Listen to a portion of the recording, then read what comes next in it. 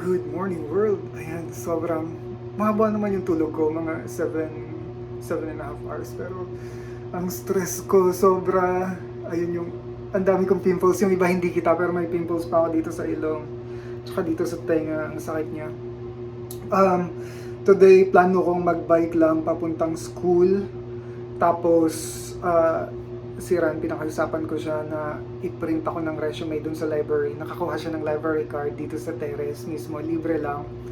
And then, um, after school, mag-iikot-ikot ako dito sa town, mag-submit ako ng resume. Plan ko mag-submit ng resume dun sa McDonald's, KFC, at saka sa Walmart. Although, for a decade and a half, more of corporate na yung work ko. Pero before that, nung college student ako, nag-work din ako sa mall, sa fast food. Ayun lang.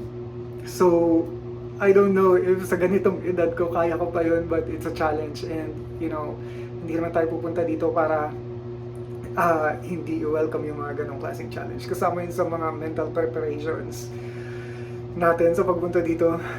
Pero yung siguro tong pimples lang hindi ko napag-preparean dito. Ang lakas makadry ng skin nung air dito. Actually, parang ang walang moist yung air dito. So hindi siya malagkit. Yun yung plus factor doon.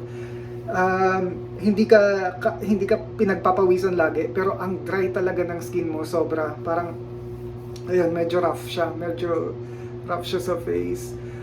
Bumili kami ng moisturizer kahapon and diligently ko siguro siyang gagamitin everyday. Ito yung bike, natanggal ko na yung mga tagging niya and mabait yung attendant ng Best Western kahapon kasi hinayaan niya kaming iakyat itong bike na to dito sa room. Wala akong nakitang, I think wala silang parking or mas okay sa kanila na iakyat na lang to sa room.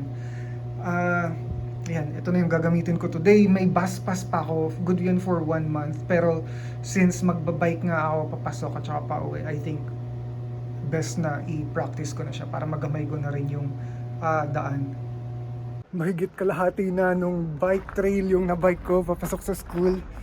18 minutes lang siya, so nakaka 10 minutes na ako. 7 to 8 minutes na lang siya na trail, pero dito ulit ako dumaan sa trekking trail na dinaanan namin ng first day namin dito. So, ito yung daan niya, yung paakyat na yan. Hindi ko yan ibabike. Lalakarin ko lang siya. I don't think kaya ko i-bike yan kasi dun pa nga lang sa patag, sobrang sakit na kagad ng legs ko. Pero, ayun, inagahan ko ng alis. 11 ako umalis, 1 PM yung klase ko. And I think before 11:45 or before 12 nasa school na ako, which is really good. Habang huminto ako dito at saka nagpapahinga saglit, nakita ko tong parang cute na llama statue na yan. Hindi ko alam kung sino nag-iwan sa kanya dyan.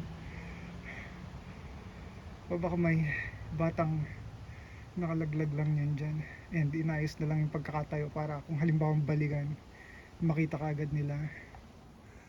Pasan ko na yung trail na yun na nilakad ko lang. Oh my god, feeling ko nagbabaga yung lungs ko and nasa uphill na tayo officially. Ito yung view, ayan yung downtown terrace, and from here sobrang lapit na lang sa school, mga 5 minutes na lang na bikean.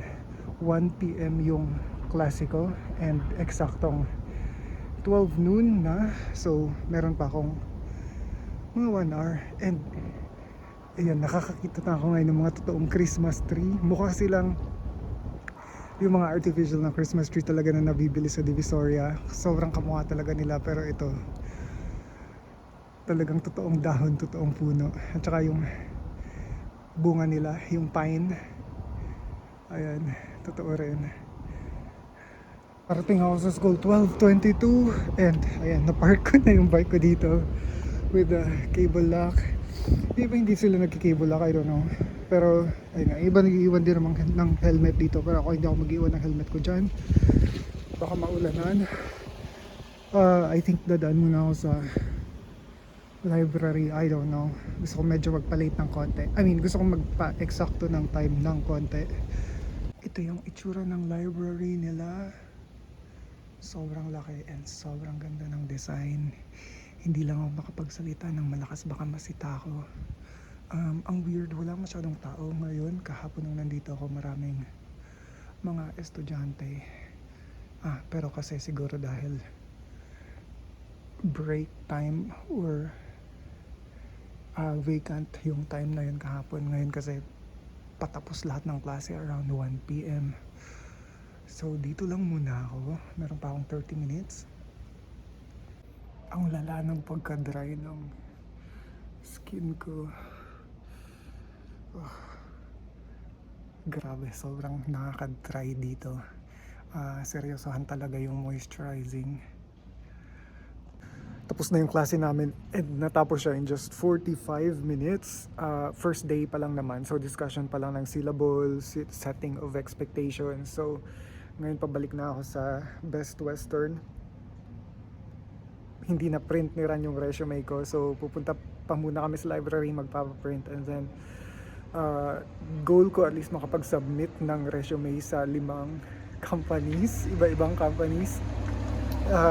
And sana swerte. Tapos na ako makapagpa-print ng resume.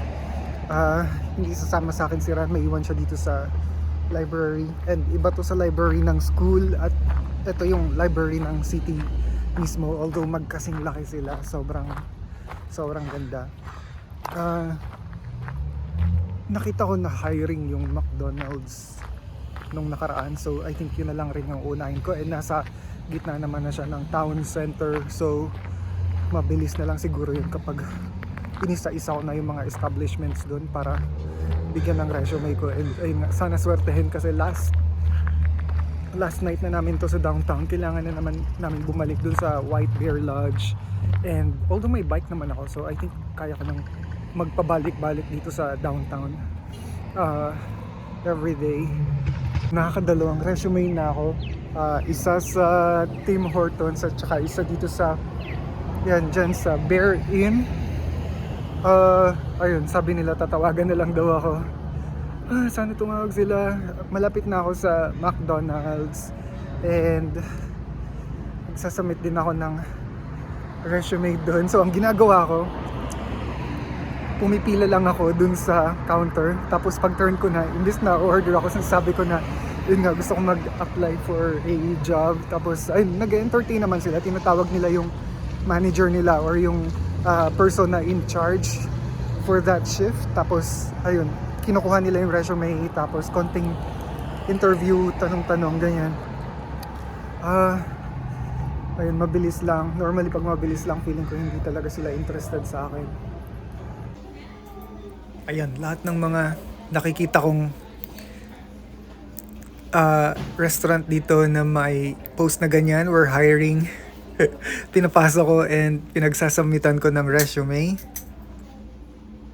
4 na companies na ako. So McDonald's, Tim Hortons, KFC at saka Bear Inn, yung local na restaurant dito. Hindi ko alam kung ilan yung na-print na resume ni Ran para sa akin, pero ayun, siguro iikutin ko pa tong downtown na every time na may makikita akong posting, sasubmitan ko ng resume.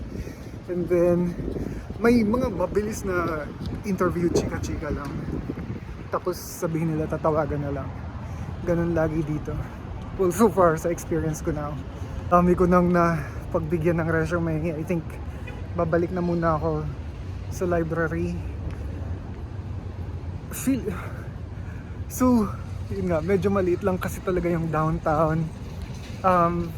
Kaya kong pang mag-ikot, mamigay ng resume, pero yun nga, yun lang rin siguro talaga yung mga companies dito. Or I think meron pang iba, kailangan ko lang i-explore. Mag-try na rin ako mag-apply online. The past few weeks may 3 na yata akong na-applyan online, pero actually yung isa dun sa school, pero ayun nga, wala pa rin tumatawag.